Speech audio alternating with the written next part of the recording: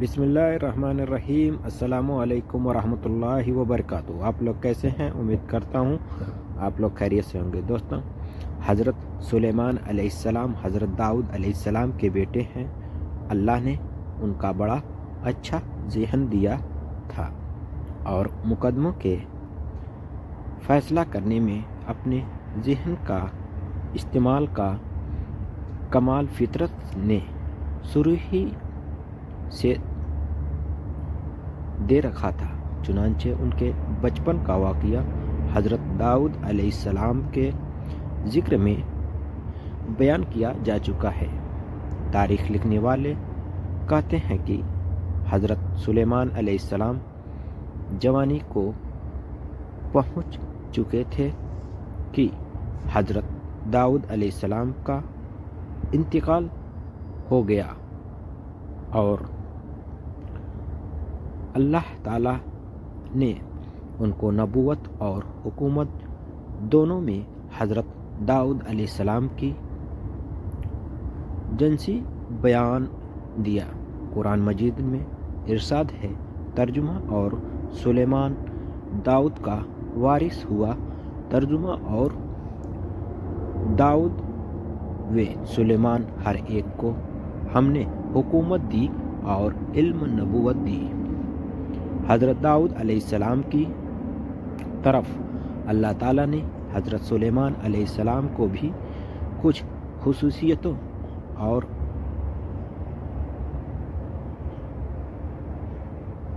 امتیازی باتوں سے نوازا اور اپنی نعمتوں میں سے کچھ ایسی نعمت عطا فرمائی جو ان کی مبارک زندگی کی خاص باتیں بنی۔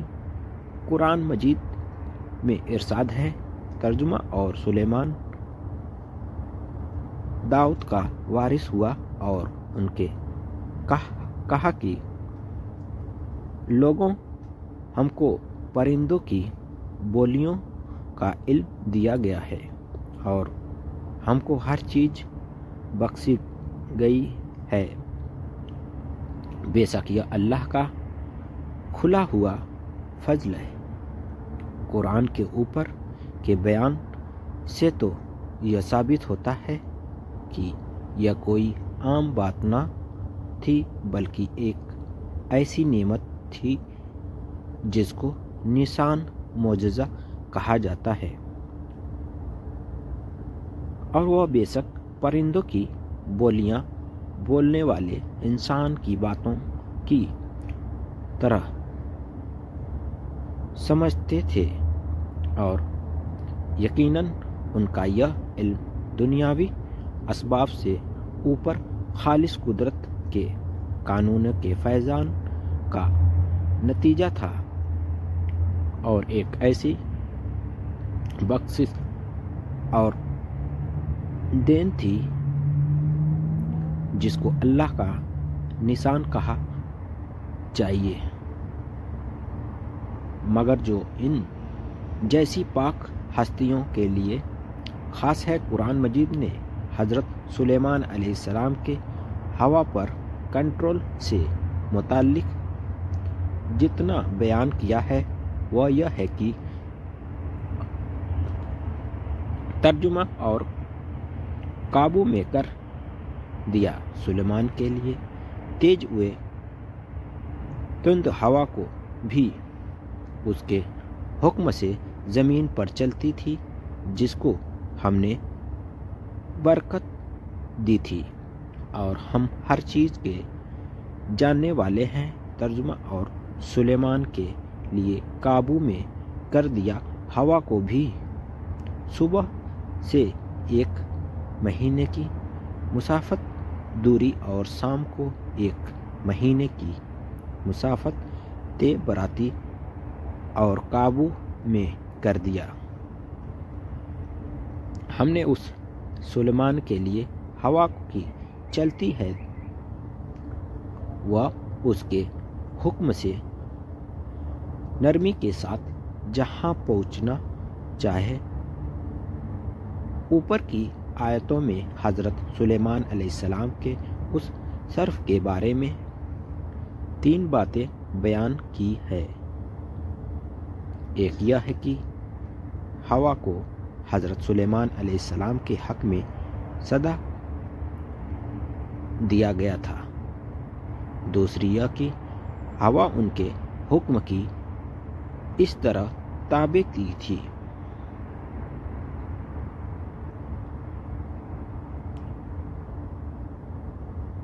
شدید تیز و تند ہونے کے باوجود ان کے حکم سے نرم اور دھیرے دھیرے چلنے کی وجہ سے راحت پہنچنے والی ہو جاتی تھی۔ تیسری بات یہ ہے کہ نرم رفتاری کے باوجود اس کے تیز چلنے کا یہ حال تھا کہ حضرت سلیمان علیہ السلام صبح و شام جدا جدا سفر ایک سوار گھوڑا سوار کی لگاتار 1 ماہ کی تیز رفتار دوری کے جتنا ہوتا تھا، گویا سلیمان کا تخت انجن اور مشین جیسی ظاہری سادھنوں سے کہیں آگے صرف اللہ کے حکموں سے ایک بہت تیز رفتار ہوا جہاز سے بھی زیادہ تیز مگر ہلکے پن کے ساتھ ہوا کے کاندھے پر اڑا چلا جاتا تھا۔ اسی لیے ہواؤں کو قابو میں کرنے کے واقعے کو حضرت سلیمان علیہ السلام کی سچائی، نبوت کی خاص اور نمایاں باتوں سے ایک بات مانتے ہوئے بنا کسی تاویل کے صحیح مان لیا جائے اور بیکار کی تاویل اور اسرائیلی خرافات میں نہ الجھا جائے۔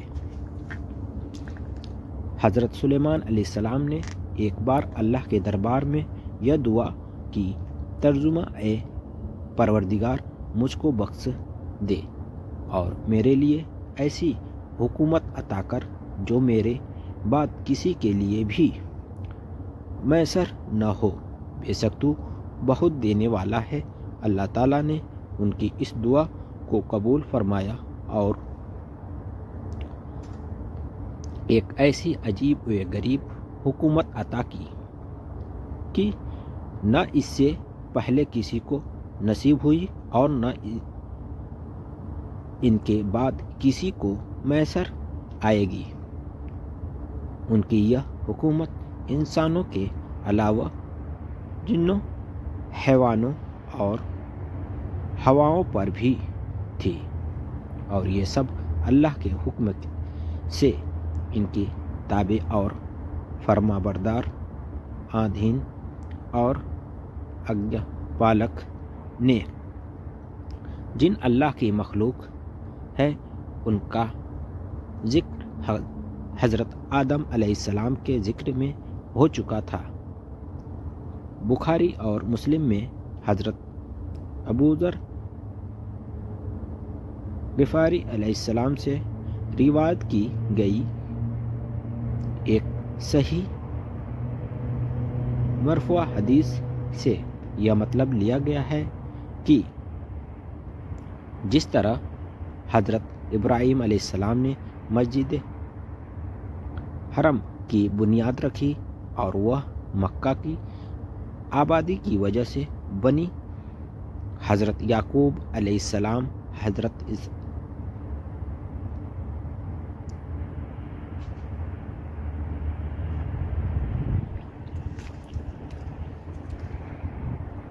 پھر ایک لمبے عرصے کے بعد حضرت سلیمان علیہ السلام کے حکم سے مسجد اور شہر نئے سرے سے بسایا گیا۔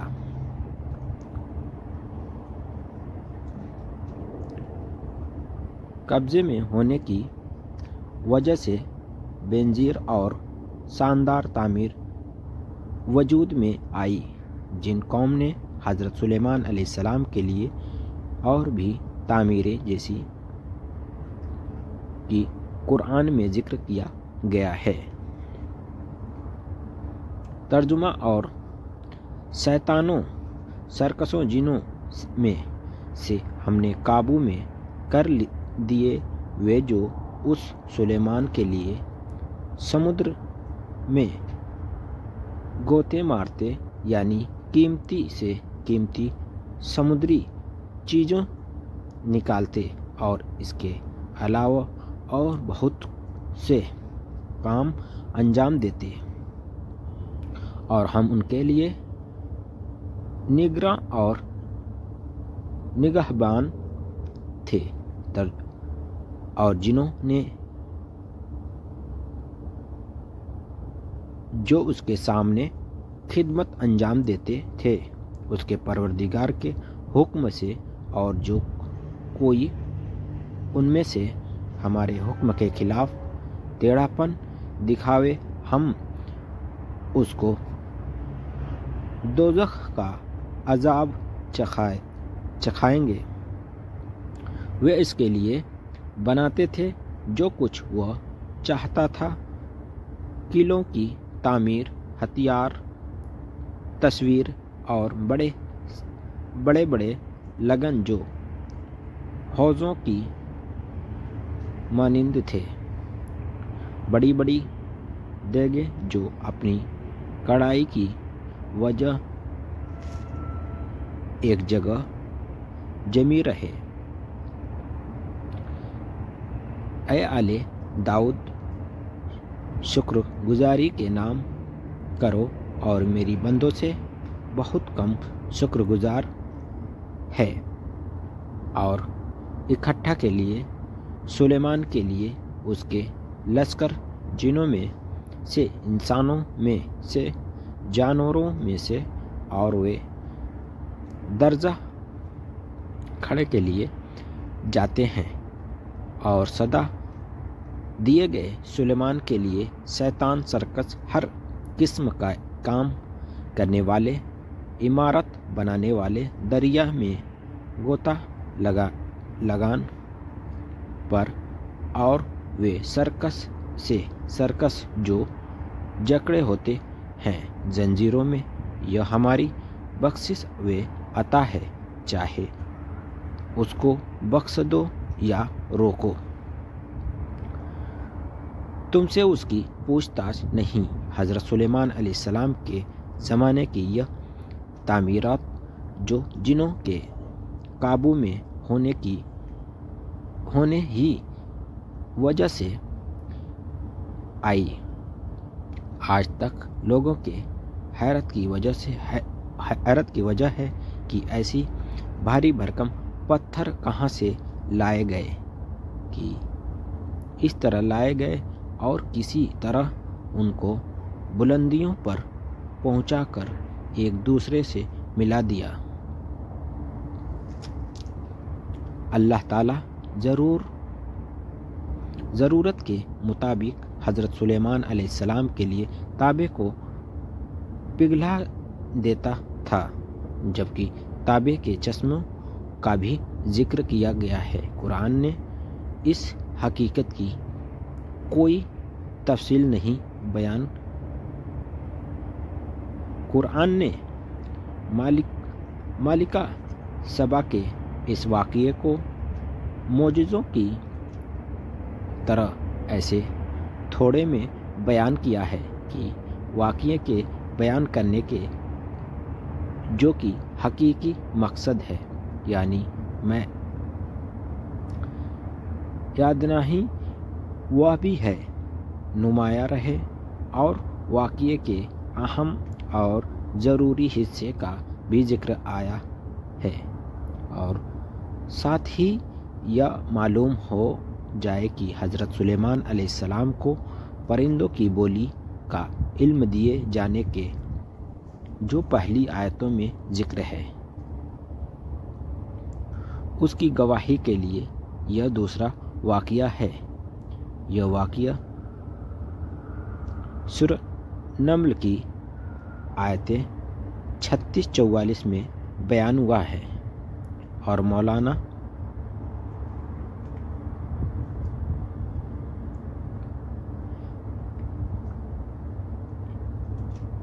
ایک بار دربار سلیمانی اپنی پوری شان کے ساتھ چل رہا تھا۔ حضرت سلیمان علیہ السلام نے جائزہ لیا تو ہدہد کو بھی اپنی جگہ سے غیر حاضری پایا۔ ارشاد فرمایا، ہدہد کو موجود نہیں پاتا۔ اگر واقعی غیر حاضری ہے تو اس کی یہ بے وجہ کی غیر حاضری سخت سزا کے قابل ہے، اسی لیے تو میں اس کو سخت عذاب دوں گا یا ذبح کر ڈالوں گا، یا پھر اپنی غیر حاضری کی معقول وجہ بتائے۔ ابھی زیادہ وقت نہیں گزرا تھا کہ ہدہد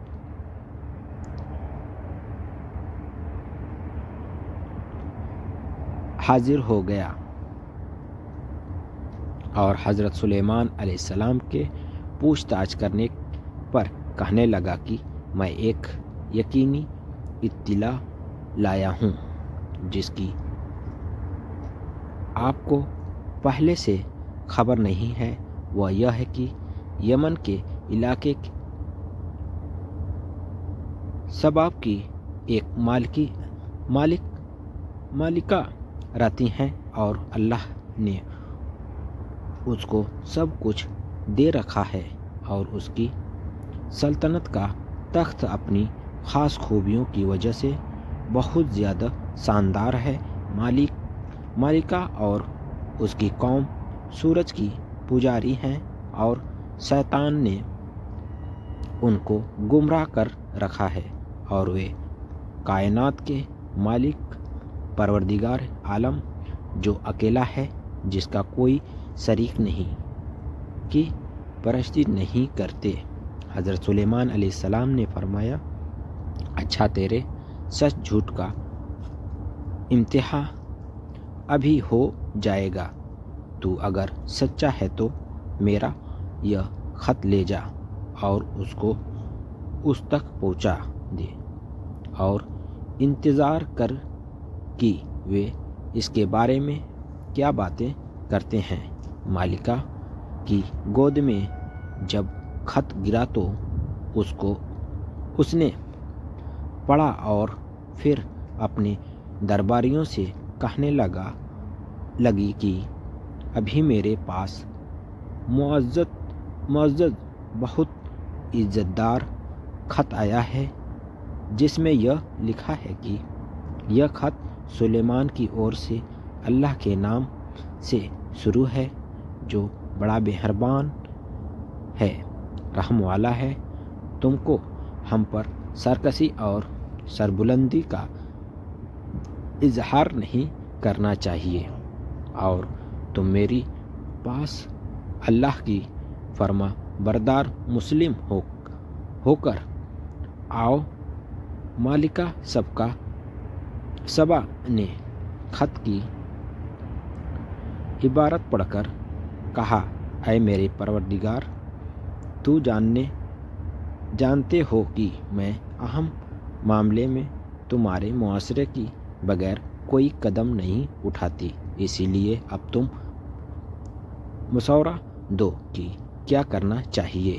درباریوں نے کہا کہ جہاں تک رعب کھانے کا تعلق ہے تو اس کے قطعی طور پر ضرورت نہیں، کیونکہ ہم زبردست طاقت اور جنگی قوت کے مالک ہیں۔ رہا معاشرے کا معاملہ تو فیصلہ آپ کے ہاتھ میں ہے، جو مناسب ہو اس کے لیے حکم کیجیے۔ مالک نے کہا، بے شک ہم طاقت و شوکت والے ضرور ہیں۔ السلام علیکم ورحمۃ اللہ وبرکاتہ۔